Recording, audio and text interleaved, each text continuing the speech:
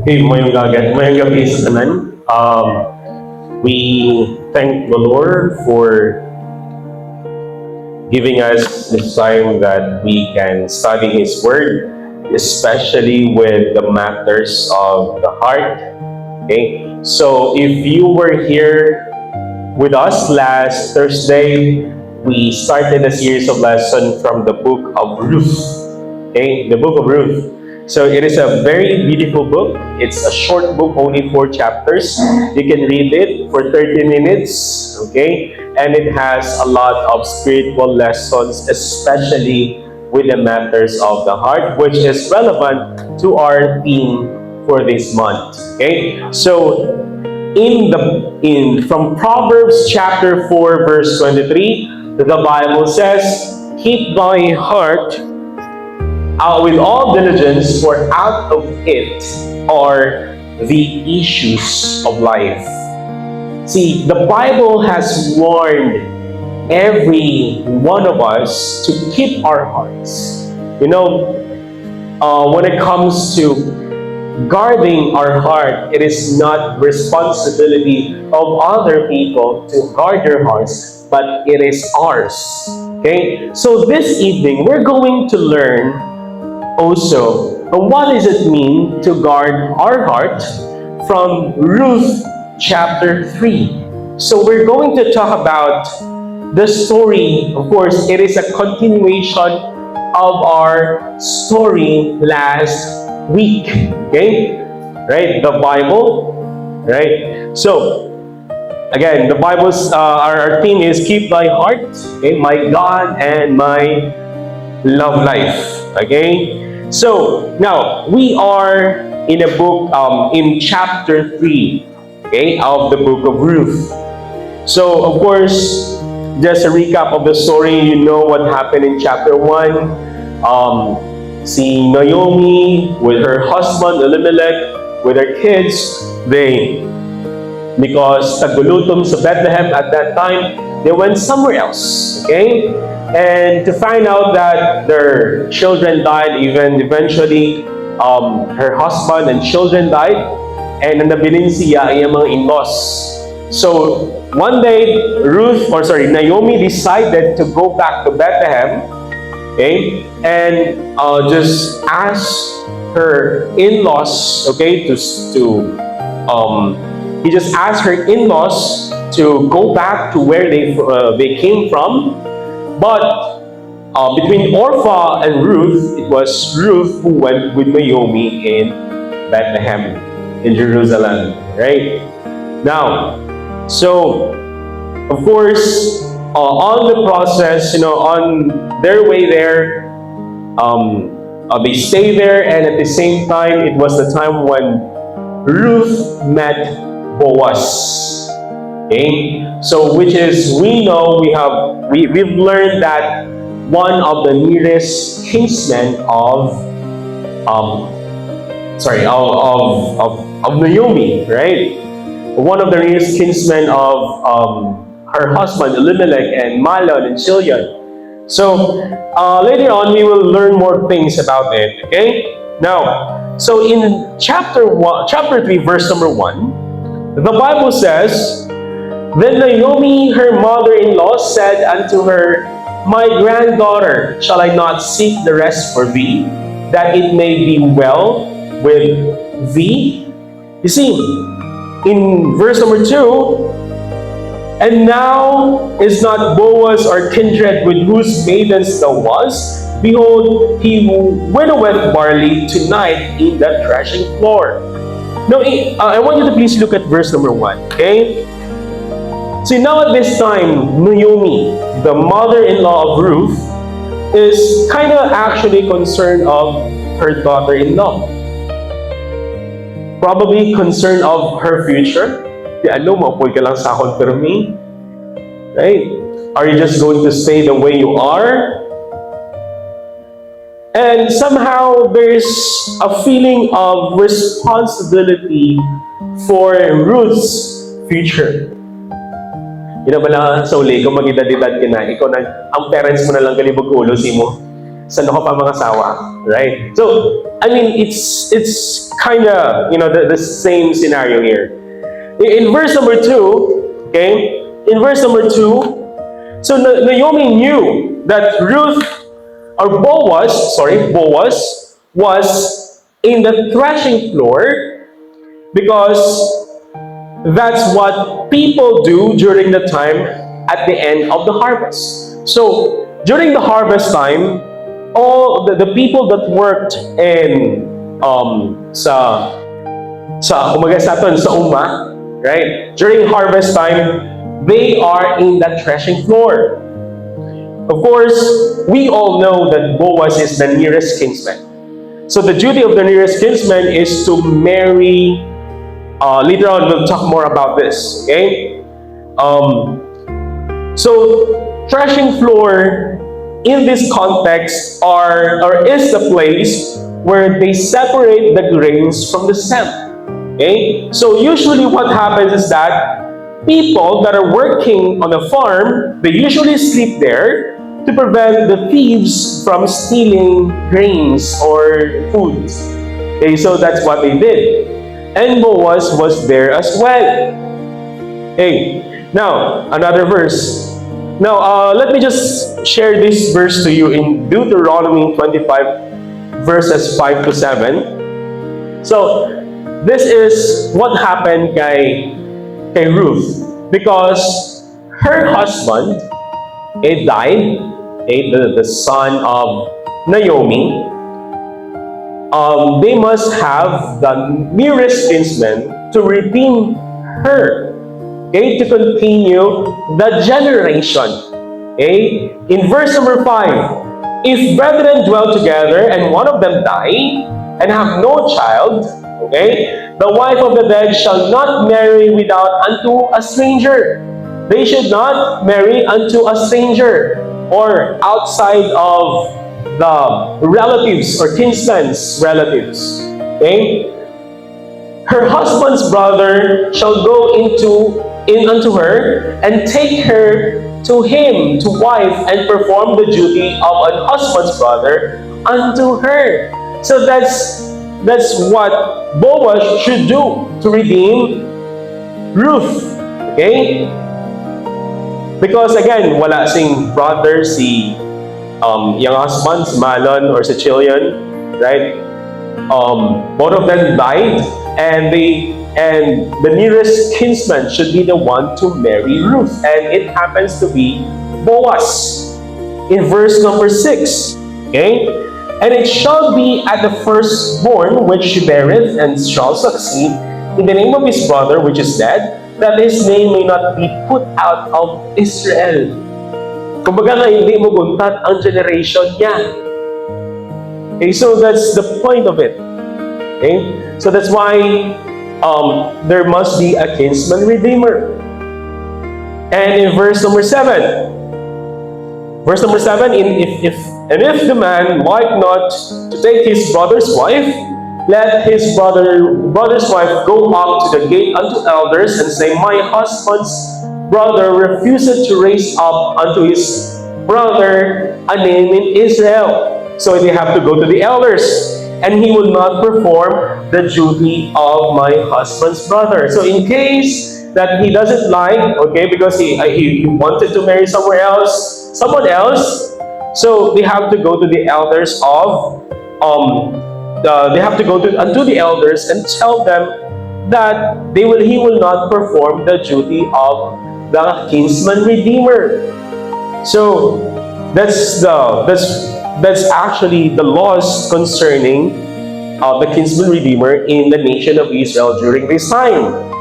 So now in verse number 3, so see, Naomi instructed Ruth of what to do.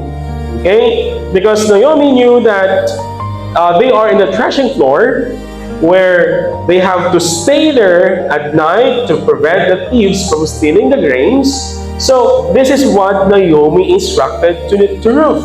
In verse number 3, wash thyself therefore, and anoint thee, and put thy raiment upon thee, and get thee down to the floor to make not thyself known unto the man, and he shall have done eating and drinking.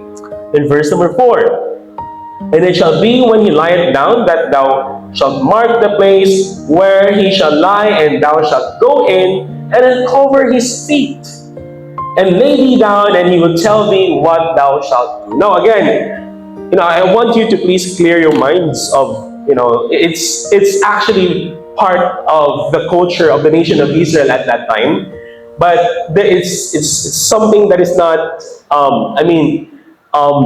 It is.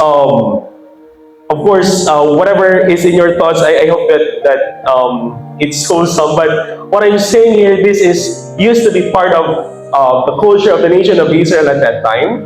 So you may think that Ruth, si Ruth tried to seduce Boaz, but it's not. That's not the point. Okay?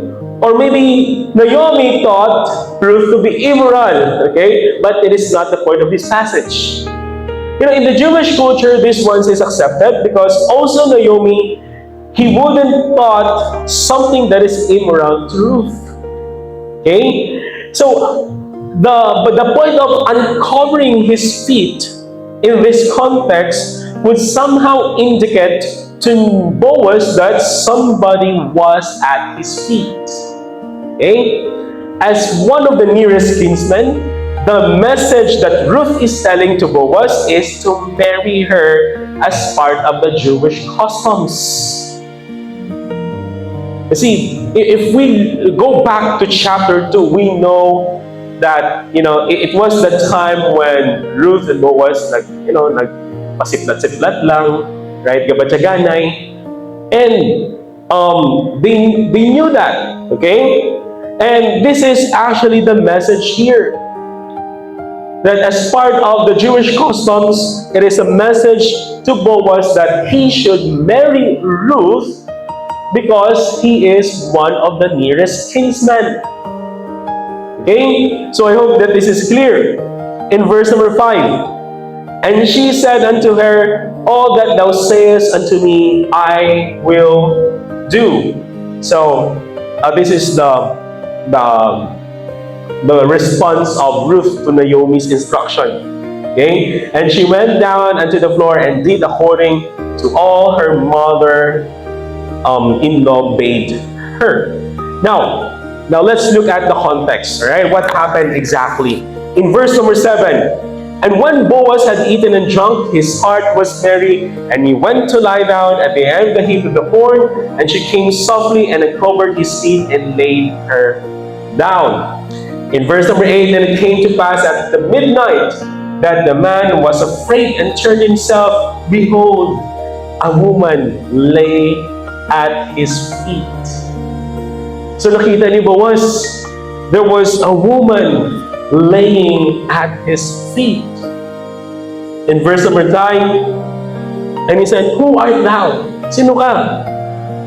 And she said, I am Ruth, thy handmaid. Spread therefore thy skirt over thy highway, for thou art a near kinsman. Now, we all know from chapter 1 to chapter 3, Boaz was the nearest kinsman, one of the nearest kinsmen. But what are their responsibilities? Ano pala responsibilities ng kinsman? So, here are the examples. Number 1, he was charged with the redeeming of family property that had been lost or was about to be lost by sale. Next, number 2, he was obligated to marry the widow of the deceased near relative so as to raise up children to the name of the dead, to continue to raise the children to the name of the dead. That's the responsibility of Boaz should take. But look at this, okay? This is what she said to Ruth.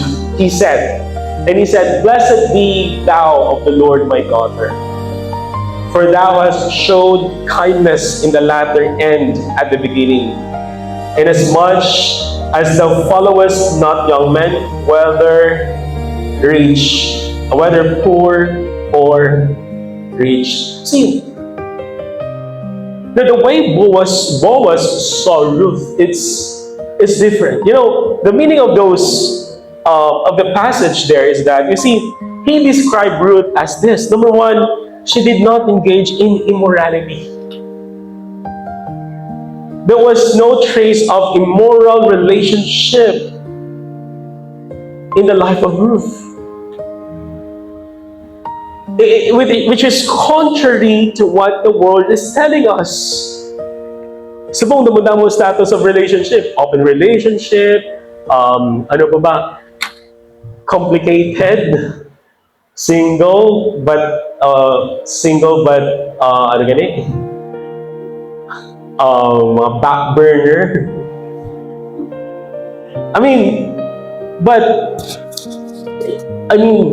Even Boaz recognized the character of Ruth here. She did not remarry outside the family. She did not remarry outside of her family. And next, she chose a godly man. You see, young men and young women, when you marry someday when you got married, you do not just marry someone who is a Christian. You marry a godly person. Okay, you marry a godly person. And that's what Ruth did when she saw Boaz.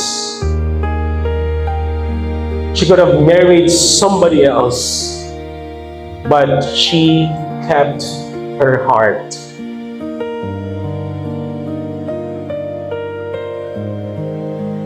You see, Boaz had observed that Ruth was not a loose woman. She had not sought a husband of the young men, whether rich or poor, and he had a great admiration as well as love for Ruth. And he is saying that blessing that came upon him by her choosing him, and was the greatest of the kindness he had shown, and he was very pleased.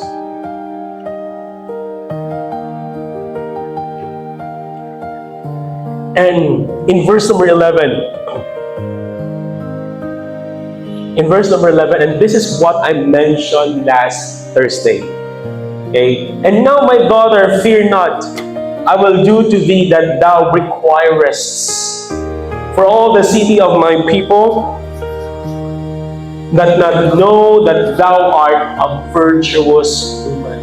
The people in that city knew that Ruth was a virtuous woman. By the way, you might be wondering, Pastor, anong virtuous woman? Okay, what is a virtuous woman? Anybody? When we say virtuous woman, what do we mean by this?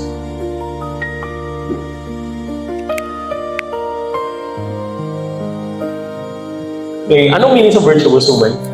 Kung virtuous, ano siya? Ha? Ano ganyan virtuous? Ay, hindi pwede niya basa-basahon pala ni. Dapat intindihon na niya. Si Ruth, virtuous woman. Ang pamangkot, anong virtuous woman?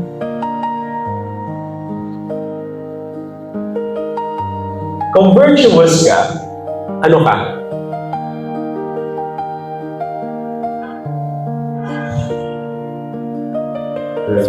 Kasi virtuous woman,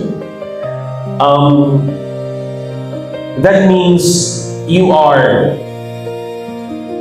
possess a high moral values, or you are the type of person that chases chastity,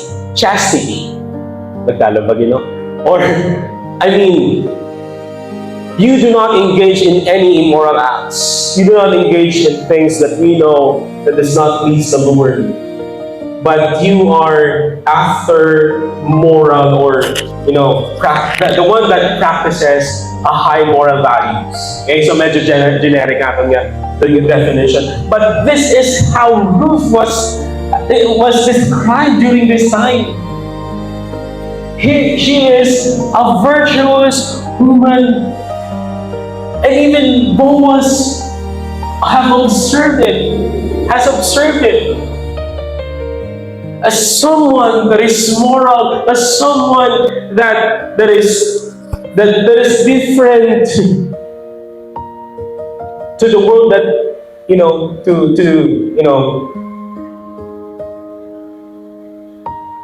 and you see, everyone was aware the fact that Ruth is a virtuous woman, and that means Ruth personifies excellence, and Ruth would have been a wonderful wife for everyone, especially for Boaz.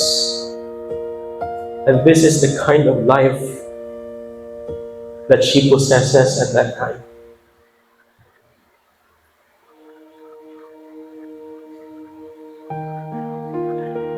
In verse number 12. Now, this is the response of Boaz. Okay? So, he knew that he is one of the nearest kinsmen. Naomi knew it. Ruth knew it. In verse number 12, now it is true that I am thy near kinsman. Howbeit, okay, may word, howbeit, there is a kinsman nearer than I. What does that mean? May karibal. Diba? May karibal. There is someone that is nearer than him, and that someone should be the one to marry Ruth. Diba? Kung ikaw guro si Ruth, how would you respond to that? Lord, ari niya sa tanig, no? Nga may mas malapit pa nga kinsman siya man, amo na siya tali. Boaz was willing to do the part of being as one of the nearest kinsman, but the problem is that there is a nearer kinsman than him. And if you are Ruth, it is something that you wouldn't want to hear. Diba? Imagine, you've seen Boaz, you've seen how good he is, and you know that he's the right person for you. Baga daw, you have that mindset already, and yet, miyara pagaling nga, mas lapit na kinsman siya, and that person should be the one to redeem her.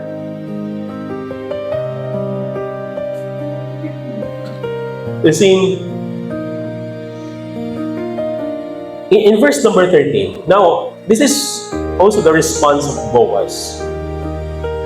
In verse 13, tarry this night, and it shall be in the morning, and if he will perform unto thee the part of a kinsman, but if he will not do the part of a kinsman to thee, then I will do the part, then will I do the part of the kinsman, as the Lord liveth, lie down until the morning. So, for him, Boaz is surely a godly man. He knew that he is one of the nearest kinsmen.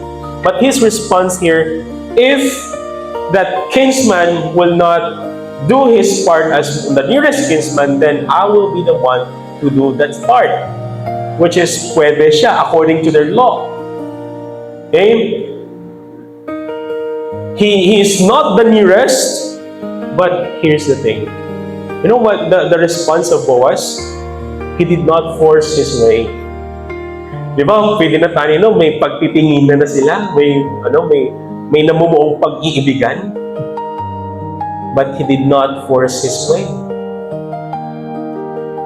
There is also ang me, you, against the world. Di ba? Here's the thing. That thing works only sa mga teleserye. Okay? Sa teleserye lang nag-work. Sa K-drama lang na siya nag-work. Pero in real life, it is a disaster. It is chaotic. Okay? When you are in that situation, I hope mamurag-muragan ka and you have to do the right thing. Just like Boaz did here. There is, namumuong pag-iibigan.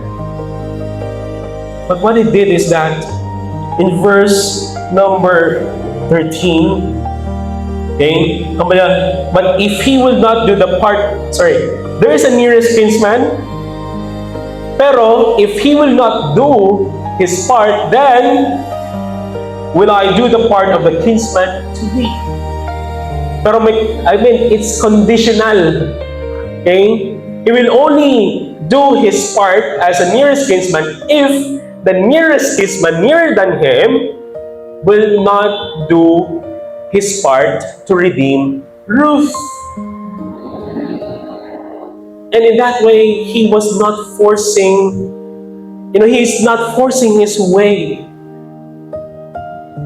He was just doing the right thing.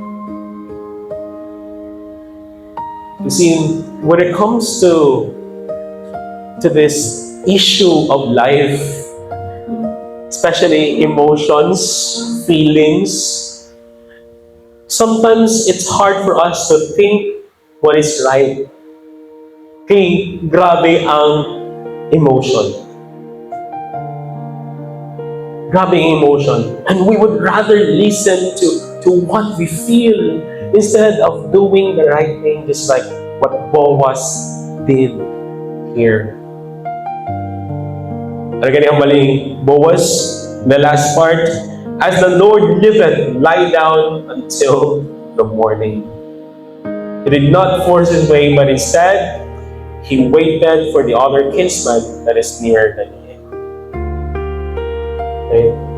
And I hope that this would apply also sa atin. When that time comes, we will only do what is right.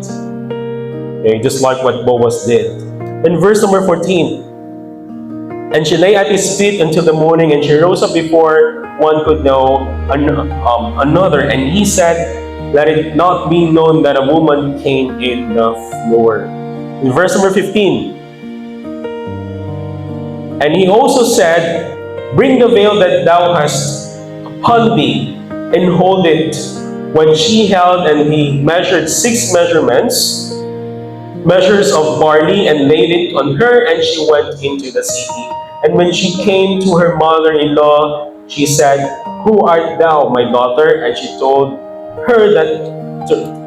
her all the man had done to her. And in verse number 17,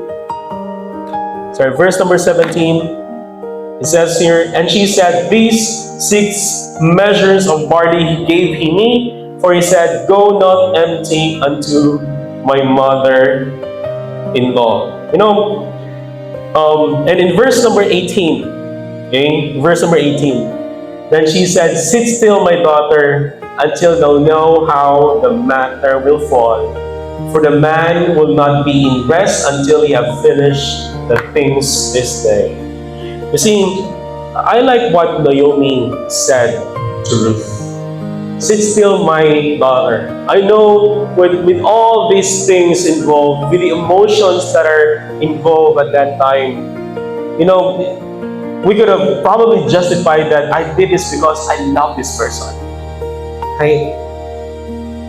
But she said, sit still, my daughter, until thou know how the matter will fall. Sometimes what our response to this is we take the matters into our own hands. And yet we cannot trust the Lord that He will be the one to orchestrate everything, especially with the matters of the heart. Because we want to be in control, and that's what we want. A lot of things, the reason why a lot of young people nowadays are felt so broken, it is because we have not waited for God. We have not trusted Him, especially in this area of our lives. We cannot sit still because it's as if that we don't trust Him enough, and we want to take things in our own hands. That's what we want. It's as if that we are wiser and powerful than Him. You know, in times of waiting,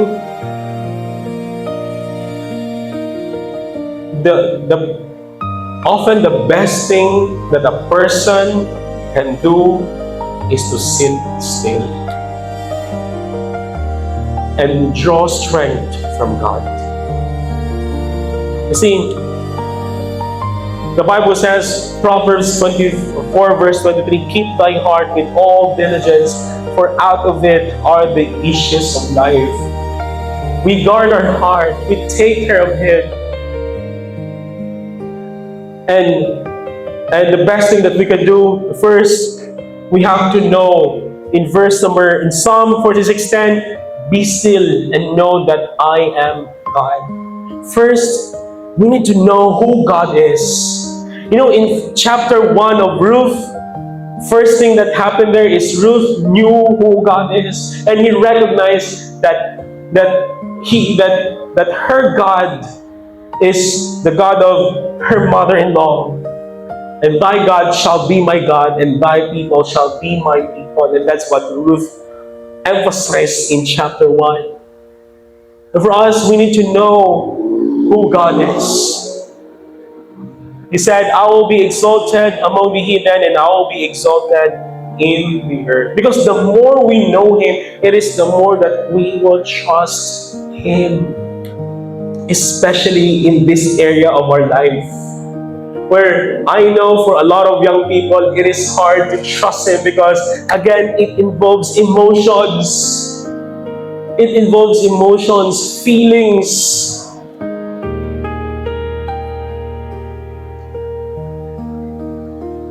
And another thing, remember the time when Moses led the nation of Israel out of Egypt, and they were confronted with the opposition. They were there in the Red Sea. He cannot do anything about it, and he cannot help but just to trust the Lord. And Moses said unto the people, fear ye not, and stand still and see the salvation of the Lord, which He will show to you today. For the Egyptians whom ye have seen today, ye shall see them again no more forever. Stand still and let God move. You know, I understand that that's one of the things that it is hard to do when emotions is involved. But one of the things I learned, you know, as one also of the young people before, especially in this area, is to trust the Lord. Trust Him. Let's not take things, let's not take the matters in our own hands, and let us start trusting God in this area of our life. See, keeping our hearts out of diligence, it involves knowing Him and trusting or surrendering this area of our life into the hands of the Lord. And let us stop manipulating everything, and let us start trusting Him, just like what Boaz and Ruth did in this story. They could have forced their way. They could have been in a situation where me, you against the world, but they did not. They chose to trust God. And I hope it will be the same for everyone that is here tonight.